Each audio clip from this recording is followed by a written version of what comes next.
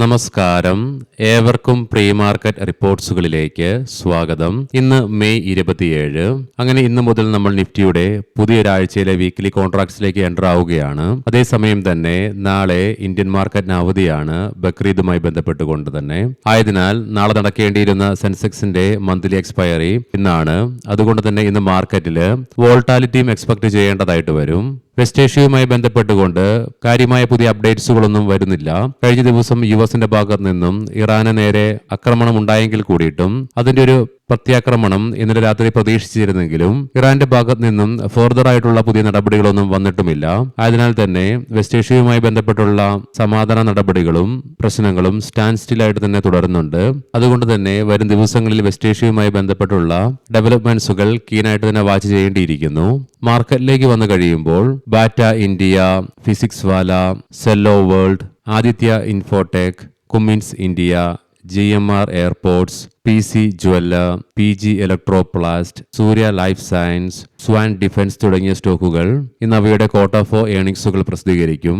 നാളെ 28-ാം തീയതി Bharat dynamics, Alkem laboratories, Ashok Leyland, Deepak fertilisers, Enviro infra engineers, Finolex cables, happiest minds technologies, HG infra engineering, lemon tree hotels, Praj industries, Schneider electric തുടങ്ങിയ സ്റ്റോക്കുകൾ അവയുടെ quarter 4 ഏർണിംഗ്സുകൾ നാളെ പ്രസിദ്ധീകരിക്കുകയും ചെയ്യും. ഇനി ഇന്നത്തെ നമ്മുടെ മാർക്കറ്റിലേക്ക് സ്പെസിഫിക് ആയിട്ട് വന്നു കഴിയുമ്പോൾ അനലിസ്റ്റുകളുടെയും എക്സ്പേർട്ടുകളുടെയൊക്കെ അഭിപ്രായങ്ങൾ പ്രകാരം 24,000 എന്ന സൈക്കോളജിക്കൽ ലെവൽ അതിശക്തമായി മറികടന്നുകൊണ്ട് ഈ ലെവലിന് മുകളിലായിട്ട് നിലനിൽക്കുക മാത്രമല്ല, തുടർന്ന് 24,100 എന്ന ലെവൽ ശക്തമായി മറികടന്നുകൊണ്ട് ഈ ലെവലിന് മുകളിലായിട്ട് ഇന്ന് നിഫ്റ്റിക്ക് നിലനിൽക്കുവാൻ സാധിക്കുകയാണെങ്കിൽ മാത്രമേ തുടർന്ന് 24,300 എന്ന ലെവലിലേക്കുള്ള നിഫ്റ്റിയുടെ പ്രയാണം സാധ്യമാവുകയുമുള്ളൂ.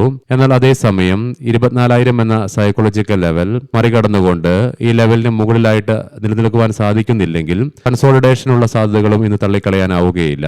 അങ്ങനെ കൺസോളിഡേഷൻ നടക്കുകയാണെങ്കിൽ 23,800 എന്ന ലെവൽ നിഫ്റ്റിയെ സംബന്ധിച്ചിടത്തോളം ഇമ്മീഡിയറ്റ് സപ്പോർട്ടാണ്. കാരണം ഈ ലെവലിലായിട്ടാണ് നിഫ്റ്റിയുടെ ഷോർട്ട് ടൈം മൂവിംഗ് ആവറേജ് ആയ 20-day EMA നിലനിൽക്കുന്നതും. ഈ ലെവലും ഇന്ന് നിഫ്റ്റിക്ക് ബ്രേക്ക് ചെയ്യേണ്ടതായിട്ട് വന്നു കഴിഞ്ഞാൽ തുടർന്ന് 23,600 എന്ന ലെവൽ നിഫ്റ്റിയെ സംബന്ധിച്ചിടത്തോളം ഡൗൺ സൈഡിലേക്ക് ഒരു പക്ഷേ അടുത്തൊരു സ്ട്രോങ് സപ്പോർട്ടായിട്ട് മാറുകയും ചെയ്യാം. പ്രത്യേകം ശ്രദ്ധിക്കുക, ഇത് ട്രേഡ് റെക്കമെൻഡേഷൻ അല്ല, അനലിസ്റ്റുകളുടെയും എക്സ്പേർട്ടുകളുടെയൊക്കെ അഭിപ്രായങ്ങൾ മാത്രമാണ്. എഡ്യൂക്കേഷൻ പേർപ്പസിനു വേണ്ടിയിട്ടാണ് ഈ ലെവലുകൾ വിശദീകരിക്കുകയും ചെയ്തത്. മൊബൈൽ നെറ്റ്വർക്കിംഗ് കമ്പനികൾ അവയുടെ ഏപ്രിൽ മാസത്തെ സബ്സ്ക്രൈബേഴ്സിന്റെ ഡാറ്റ പുറത്തുവിട്ടു. റിലയൻസ് ജിയോയ്ക്ക് ഏപ്രിൽ മാസത്തിൽ 29.42 ലക്ഷം പുതിയ സബ്സ്ക്രൈബേഴ്സിനെ ആഡ് ചെയ്യുവാനായപ്പോൾ ഭാരതി എയർടെലിന് 31.39 ലക്ഷവും അതേസമയം വോഡഫോൺ ഐഡിയയ്ക്ക് 53,757 സബ്സ്ക്രൈബേഴ്സിനെയും ആഡ് ചെയ്യുവാനായി. ഇതിന്റെ ഒരു പ്രതിഫലനവും ഒരു പക്ഷേ ഇന്ന് ഈ സ്റ്റോക്കുകളിൽ അനുഭവപ്പെട്ടേക്കാം. ഇന്ന് പ്രധാനപ്പെട്ട ഇവന്റുകൾ ഡൊമസ്റ്റിക്കലിയോ ഗ്ലോബലിയോ ഇല്ല. എന്നാൽ അതേസമയം നാളെ ഇന്ത്യൻ മാർക്കറ്റിന് അവധിയാണെങ്കിൽ കൂടിയിട്ടും യുഎസിൽ നിന്നും പ്രധാനപ്പെട്ട ചില ഇവന്റുകളുണ്ട്. അതായത് നാളെ വൈകുന്നേരം ഇന്ത്യൻ സമയം 6 മണിയോടുകൂടി GDP ഗ്രോത്ത് റേറ്റിന്റെയും അതേസമയം തന്നെ ഏപ്രിൽ മാസത്തെ core PCE price index, durable goods orders, personal income, personal spending തുടങ്ങിയവയുടെ മന്ത് ഓൺ മന്ത് ബേസിസിലുള്ള ഡാറ്റകളുടെ റിലീസും നടക്കാനിരിക്കുന്നു. അവയുടെ ഒരു ഇമ്പാക്ട് മറ്റന്നാൾ വെള്ളിയാഴ്ച നമ്മുടെ മാർക്കറ്റ് ഓപ്പൺ ആവും ഒരു പക്ഷേ പ്രതിഫലിക്കുകയും ചെയ്യാം. തുടർച്ചയായി 2 ട്രേഡിംഗ് സെഷനുകളിലെ നേട്ടത്തിന് വിരാമം ഇട്ടുകൊണ്ട് ഇന്നലെ ഇന്ത്യൻ മാർക്കറ്റിന് നഷ്ടത്തോടുകൂടി തന്നെ വ്യാപാരം അവസാനിപ്പിക്കേണ്ടി വന്നു. കൂടാതെ മിനിങ്ങാമത്തെ ബൈങ്ങിന് ശേഷം ഇന്നലെ വീണ്ടും ഇന്ത്യൻ ക്യാഷ് മാർക്കറ്റിൽ വിദേശ ധനകാര്യ സ്ഥാപനങ്ങൾ 2,407.87 കോടി രൂപയ്ക്ക് സെല്ലിംഗ് നടത്തുകയാണ് ഉണ്ടായത്. അതേസമയം ആഭ്യന്തര ധനകാര്യ സ്ഥാപനങ്ങൾ ആകെ 1,361.43 കോടി രൂപയ്ക്ക് മാത്രമേ ബൈയിങ്ങും തുടർന്നുള്ളൂ. ലീഡിംഗ് ആയ ADR സ്റ്റോക്സിൽ ആക്സിസ് ബാങ്ക് ADRന് 0.25%, ഡോക്ടർ റെഡ്ഡീസിന് 1%, HDFC ബാങ്ക് ADRന് 0.25%, ICICI ബാങ്ക് ADRന് 1%, വിപ്രോ ADRന് 2.5%, നേട്ടത്തോടുകൂടി വ്യാപാരം അവസാനിപ്പിക്കുവാനായപ്പോൾ ഇൻഫോസിസ് ADRന് 4.5%-ലേറെയും നഷ്ടം നേരിടേണ്ടതായിട്ട് വന്നു. ആയതിനാൽ തന്നെ ഇന്നൊരു പക്ഷേ ഇൻഫോസിസ് ഇന്ത്യൻ മാർക്കറ്റിലും ശ്രദ്ധയാകർഷിച്ചേക്കാം. ഇനി നമുക്ക് ഗ്ലോബൽ മാർക്കറ്റുകൾ പരിശോധിക്കാം. വെസ്റ്റ് ഏഷ്യൻ പ്രശ്നങ്ങൾ ഇന്നലെ നേരിയ തോതിൽ ചൂടുപിടിച്ചെങ്കിലും AI വളർത്തിയ ശുഭാപ്തി വിശ്വാസത്തെ തുടർന്ന് ഇന്നലെ US മാർക്കറ്റുകൾക്ക് ശക്തമായ നേട്ടം കൈവരിക്കുവാനുമായി തൽഫലമായി S&P 500-ന് 0.61%, നാസ്ഡാക്കിന് 1.19% നേട്ടം കൈവരിച്ചുകൊണ്ട് ഫ്രഷ് റെക്കോർഡ് ഹൈ ക്രിയേറ്റ് ചെയ്യുക മാത്രമല്ല അവയുടെ തൊട്ടടുത്തായിട്ട് വ്യാപാരം അവസാനിപ്പിക്കുവാനും സാധിച്ചു. ഡോ ജോൺസ് ഫ്യൂച്ചറും നേട്ടത്തിൽ തന്നെയാണ് വ്യാപാരം നടത്തിക്കൊണ്ടിരിക്കുന്നതും.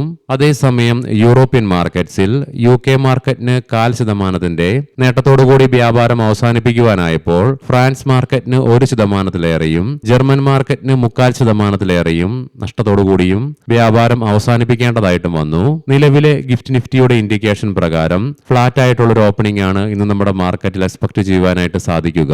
ഒരുപക്ഷെ കാര്യങ്ങൾ മാറി മറിഞ്ഞേക്കാം. ഇനി മാർക്കറ്റ് തുറക്കാൻ ഏകദേശം 2 മണിക്കൂറിലേറെ ഉണ്ടതാനും. ഏഷ്യൻ മാർക്കറ്റ്സിൽ ജപ്പാൻ മാർക്കറ്റ് 1.25%-അടുത്തും കൊറിയൻ മാർക്കറ്റ് 3.5%-യും നേട്ടത്തിലാണ് ഇന്ന് വ്യാപാരം ആരംഭിച്ചിട്ടുള്ളതും. കൊമോഡിറ്റിയിൽ ഇന്നലെ നമ്മുടെ മാർക്കറ്റ് അടച്ചതിന് ശേഷം ബ്രന്റ് ക്രൂഡിന്റെയും ക്രൂഡ് ഓയിലിന്റെ വിലയിൽ ഉയർച്ച രേഖപ്പെടുത്തിയെങ്കിലും ഇന്ന് രാവിലെ വീണ്ടും വ്യാപാരം പുനരാരംഭിച്ചപ്പോൾ ബ്രന്റ് ക്രൂഡിന്റെ വിലയിൽ 0.5%-യും ക്രൂഡ് ഓയിലിന്റെ വിലയിൽ 0.25%-ലേറെയും ഇടിവാണ് അനുഭവപ്പെടുന്നത്.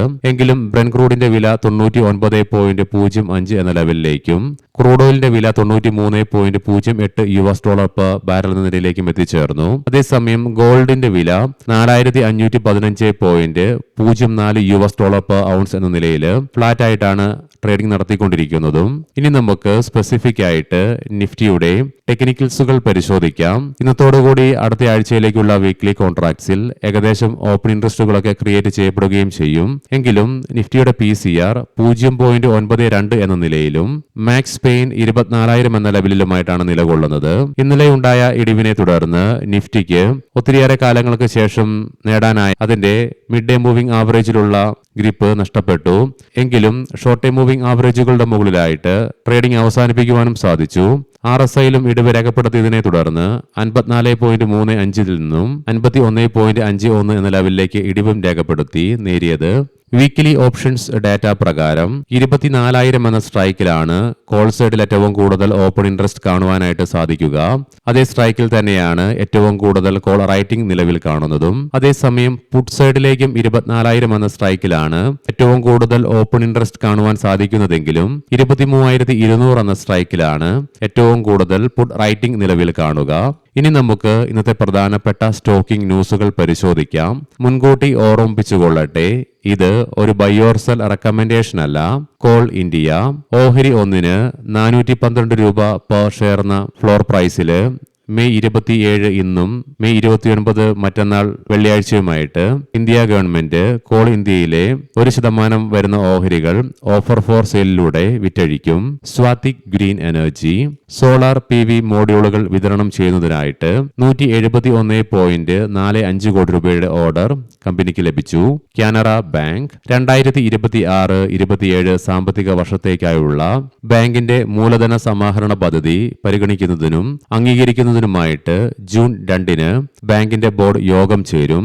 HG ഇൻഫ്ര എഞ്ചിനീയറിംഗ് 45 കോടി രൂപയുടെ പുതിയൊരു ഓർഡർ കമ്പനിക്ക് ലഭിച്ചു. സീമെൻസ് പറയാൻ പോകുന്ന റിസൾട്ടുകളൊക്കെ quarter consolidated year on year ബേസിസിലാണ്. പ്രോഫിറ്റില് 36.4% ഇടിവ് രേഖപ്പെടുത്തിയപ്പോൾ റവന്യൂവില് 14.6% വർധനവും രേഖപ്പെടുത്തി. JK ടയർ ആൻഡ് ഇൻഡസ്ട്രീസ് പ്രോഫിറ്റില് 80.2%-യും റവന്യൂവില് 12.4%-യും വർധനവ് രേഖപ്പെടുത്തി. ലാൻഡ്മാർക്ക് കാർസ് പ്രോഫിറ്റില് 10 മടങ്ങ് ഉയർച്ച രേഖപ്പെടുത്തിക്കൊണ്ട് 1.42 കോടി രൂപയിൽ നിന്നും 15.03 കോടി രൂപയായിട്ട് പ്രോഫിറ്റിൽ ഉയർച്ച രേഖപ്പെടുത്തിയപ്പോൾ റവന്യൂവില് 17.2% വർധനവും രേഖപ്പെടുത്തി.